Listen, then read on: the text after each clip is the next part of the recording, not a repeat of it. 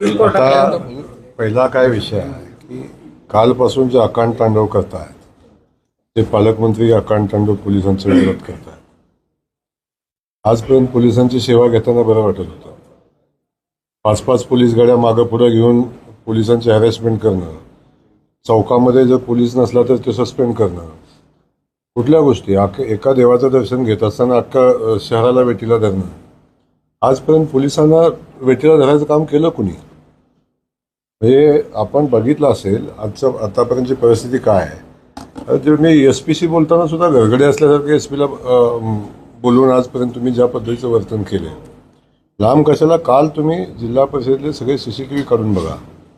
ज्या पद्धतीनं पालकमंत्र्याची एंट्री, काय स्टाईल, आणि त्या स्टाईलमध्ये ज्या पद्धतीनं पोलिसांच्यावर त्यांनी शिव्याचा भडीमार केला, ज्या पद्धतीनं पोलिसांना काय रे, कोण आहे रे, माज आलाय का, मस्ती आली का, बघून घेईन, काय रे, काय बघतोस, का थांबलायस, कशा बोल इथं आलाय, हे कोण बोललं काल?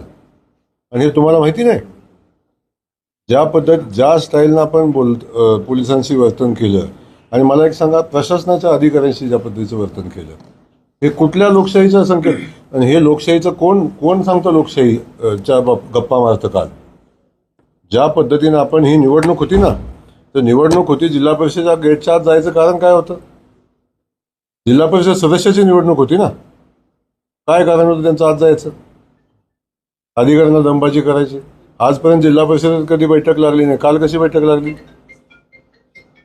आणि हे सगळं करत असताना आपण ज्यांच्यावर 307चे गुन्हे दाखल आहेत त्यांना हाताला धरून तुम्ही कसं काय नेतात?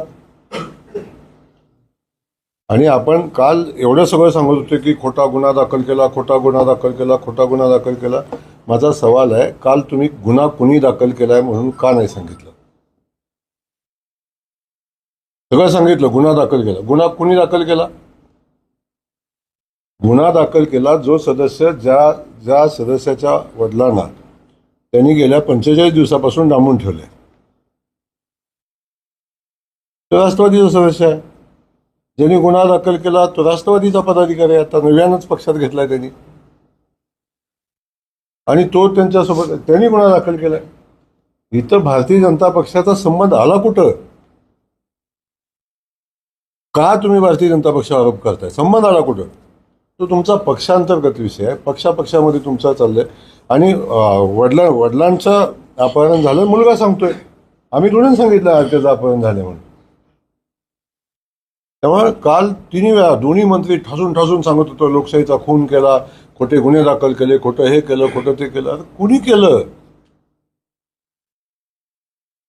तेव्हा पहिला विषय आहे की त्यांना दोघांनाही माझा सवाल आहे, तुम्ही कालपासून जे प्रेस घेताय, तुम्ही गुन्हा कुणी दाखल केला हे का नाही सांगितलं?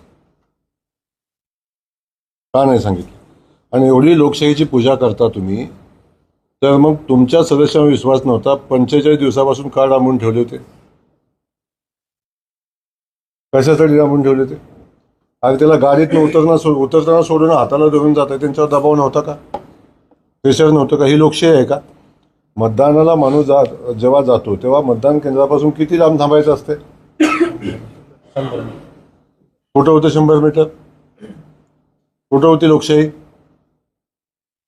अख्ख्या जिल्हा परिषदेमध्ये पालकमंत्र्यांनी उच्छाद मांडला होता. पोलीस पासून अधिकाऱ्याच्या पासून सगळ्यांना जी शिवीगाळ ज्या पद्धतीने केली, अख्ख्या जिल्हा परिषदेमध्ये उच्छाद मांडला होता. ही निवडणूक आहे? अशा पद्धतीच्या निवडणुका होतात? तुम्ही यशवंतराव चव्हाण साहेबांचा विचार आम्हाला शिकवता, त्या यशवंतराव चव्हाण साहेबांच्या जिल्ह्यामध्ये या पद्धतीचा पालकमंत्री कसं काम करतो? आजपर्यंत आपण सगळ्या गोष्टी सांगताय की आम्ही हे केलं, भाजपनं हे केलं, भाजपनं ते केलं. तुम्ही काय केलं? काय चाललंय पाटणमध्ये? काय चाललंय वाईट? हे कधीच आपण बघितलं पाहिजे ना.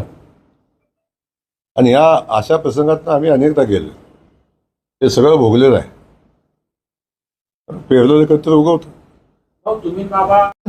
आम्हाला पालकमंत्री आवडतात, आम्हाला पालकमंत्री आवडतात. का अशाला बदला म्हणून सांगू?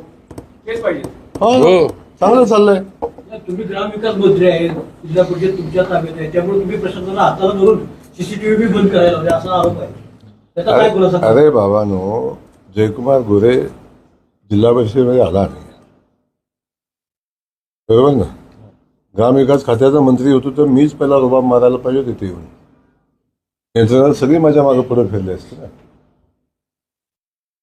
लोकशाही मार्गाने निवडणूक होते, आपण रिसर्व करायचं नाही ही परिस्थिती होती. आपण नाही जिल्हा परिषदेमध्ये गेलो. जिल्हा परिषदेचं मतदान आहे 11 वाजता. तुम्ही सीओला सांगून बैठक लावता 11 वाजता. लेखी पत्रांत तिला सांगता की बैठक घ्या 11 वाजता. कशी हा बैठक होते? तर लोकशाहीची मूल्य जेव्हा तुम्ही सांगता तेव्हा लोकशाहीची मूल्य जपायची जबाबदारी आपली आहे. सातत्यानं ज्या पद्धतीचं त्यांचं काल जे सांगणं होतं, लोकशाहीचा खून झाला, गळा घोटला, हे झालं. एक विषय आहे की जर पोलिसांना त्यांनी त्यांची कारवाई करू दिली असती, जर त्या कारवाईत ते मध्ये आले नसते तर कदाचित त्या दोन्ही सदस्यांना मतदानही करता आलं असतं. जेव्हा तुम्ही राजकीय हस्तक्षेप करून त्यांच्यावर कारवाई चौकशी सुद्धा करून देणार, केस झाली का नाही झाली हे सुद्धा बघू देत नाही तुम्ही त्यांना, पोलिसांना हात लावायचा नाही आरोपीला, ही कुठली पद्धत? तर या छोट्या छोट्या गोष्टी होत्या. आपण त्या कारवाईत हस्तक्षेप केला नसता, कदाचित मतदान पण केलं असतं त्या सदस्यांनी.